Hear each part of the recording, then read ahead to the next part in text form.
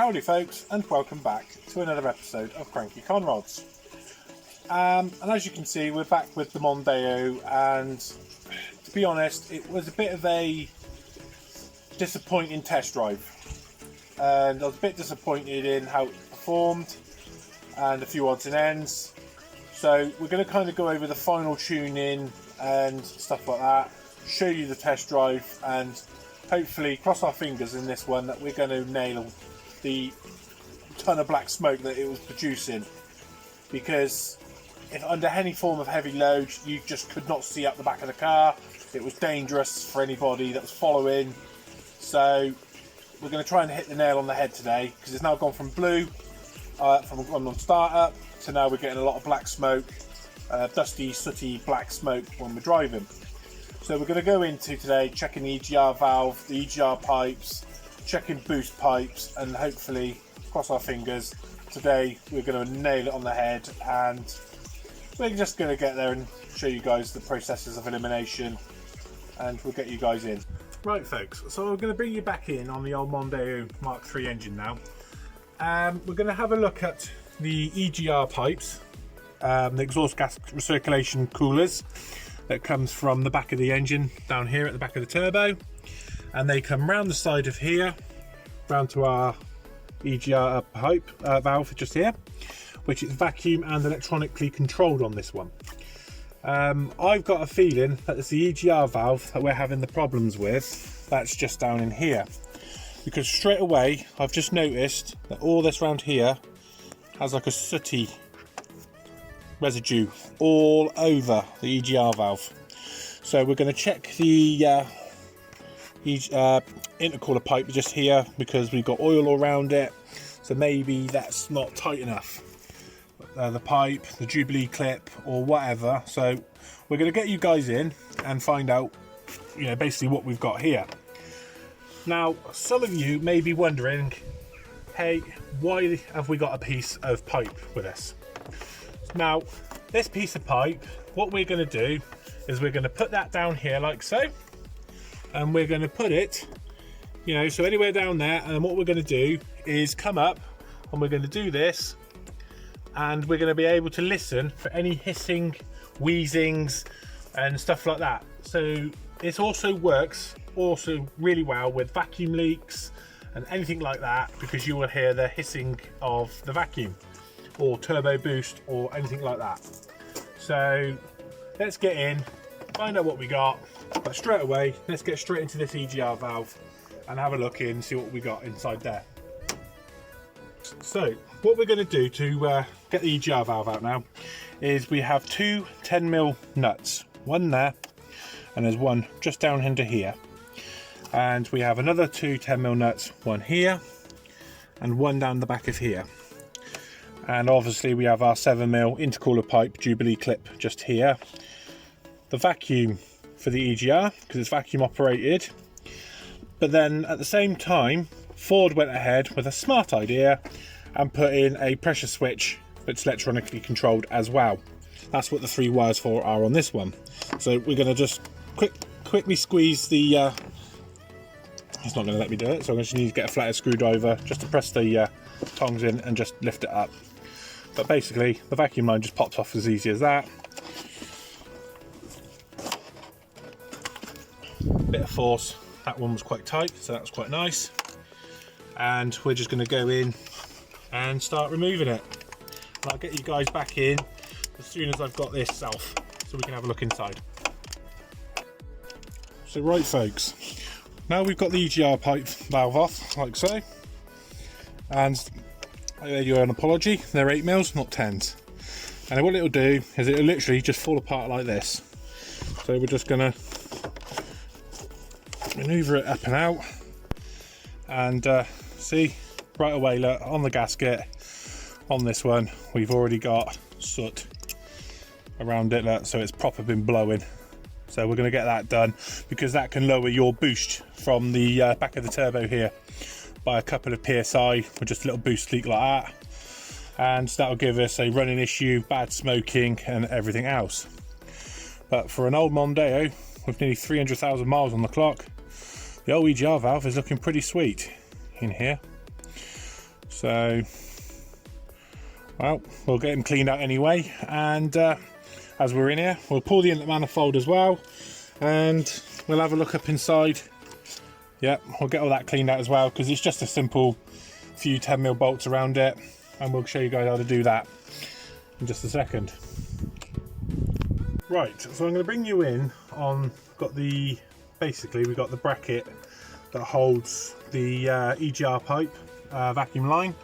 That comes round to the airbox, and it also comes off of the main vacuum T-piece just off of here. So that's really kind of simple, and that is. We've got two 10mm really on here, which I've already gone ahead and cracked off.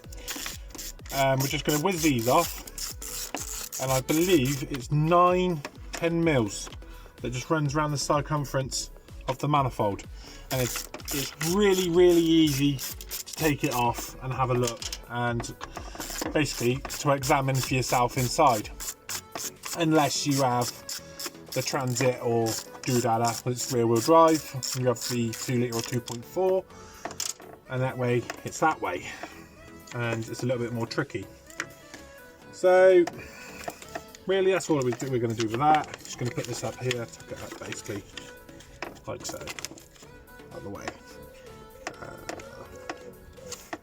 Dang it. Why have we got a clip that's being a little sod? There we go, get out of there. You don't even belong in there, get out. So, like as I say folks, you can now see where all the 10mm are now. And they're really quite simple to do. And I'll get you guys back in when I've got the inlet manifold back off and show you guys what we got. Right, so after removing the 9 10mm around the circumference of the inlet manifold, we're just going to go ahead and we're just going to pull back slightly on the fuel line. Now, as you can see, it's really loose, so we're just carefully going to finagle them out and just lift them out and put them straight up there. And as you can see down in these ports, look at just how dirty and oily she is. So we're going to go ahead and we're going to clean all of that out today for you folks, and so you guys can see what I do, my tips and my tricks, and what the chemicals I use to cleaning this out, and what I found to be the best.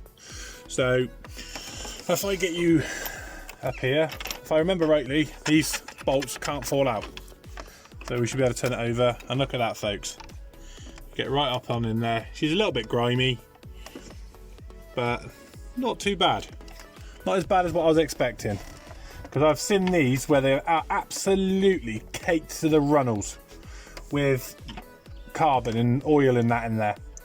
We've literally had to replace the inlet manifolds. So we'll get this here put over here, look, into our bowl for cleaning. We're going to put our gasket, and what I'm going to do is I'm going to code the ECU for the EGR valve, basically EGR delete.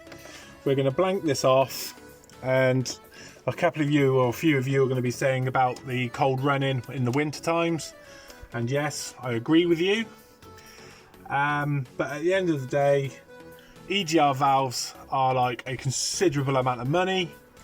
So what we're going to do is go in basically and clean everything up that we can see, put it all back together, and we're going to see, hopefully, crossing our fingers, that the EGR valve and everything is all sorted and we're going to have no smoke. Right folks, so I've already done one pass on it and basically left it 20 minutes to soak in and just agitating it with a brush. And you may be wondering what the stuff is that I actually use, and the stuff that I have actually found to be really useful, believe it or not, is actually Mr. Muscle, the oven cleaner, but the mousse kind. Now this one is really good. You literally spray it on and follow the instructions on the back, and this stuff is absolutely lethal to carbon. Try and get you a bit of a demonstration. This is the one pass of the EGR valve, and just look at that, it's coming up like brand new, and it turns the oil back to basically the carbon, the oily stuff, back to an oil.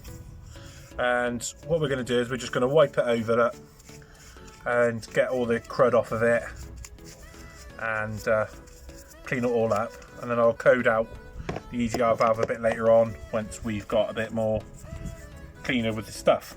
So I'll get you guys back in a minute when it's all cleaned up and you can see what it looks like. Folks, so as you can see, it's cleaned up inside there, really nice, and there's not an ounce of oil in there now. So I've been ahead and I've made up a blanking plate for the EGR valve, and I've put FAI 25 or 33,000 psi of pressures and all that on it, sealants. We're going to go ahead, clean all the head up now with the same stuff, and clean it all up and get you guys in when it's done. A bit more of it really, because there isn't really much to follow along and do. But I did find that the EGR valve seating ring inside there wasn't seating correctly, so that's the reason why we're going to go ahead and blank this off and remove it for the software for, well, tell the computer basically. We're not removing the software for this, we're just going to tell the software that the EGR valve's working and it's all within its parameters. So just to keep it all up with the emissions and everything, that's what we're going to be doing. Right folks, so I'm going to make this kind of short, because obviously the engine's running, but we're just going to be listening, and we're just going to be listening to see if we can hear any turbo noises, vacuum leaks, anything like that really. So we're just going to put that down there, and all you're listening for is like a inside your hose. So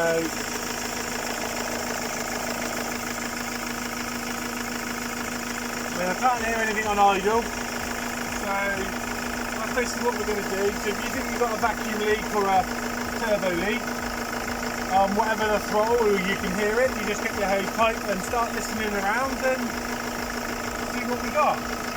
I've just cleaned the engine off and whatnot, getting ready to go out with it. Right folks, so you're joining us now on the test drive. Now the car is running, so it seems to be running a hell of a lot better. However, we have got a new issue. The coil light will come on under heavy load for a period of a long time. So I'm going to say that's rather a fueling issue, but we'll have a look into that. I mean, the injectors were no good, then they might, you know, that might just be the case. So if we need new injectors, then we'll just go ahead and order them. But if you look in the rear at the back of the car now, and as I boot it, we get a little wisp of smoke, and there we go. And then she's just cut out. So she's just stalled out on us, right round, down to zero, and the engine's now stalled. So that's the problem that we're up against now. So restart the car, and the car's back to being fine again. And you know, we're doing 50 mile an hour. That was a 35-40 mile an hour pull up to 50-55, and it just said no, I'm not having it. So we're going to go back again, have a look to see what the engine faults are, and hopefully nothing too serious. So I'm going to sign this one out now and just say to you guys, just hit subscribe and like and all that lot, and much love from me, and peace out.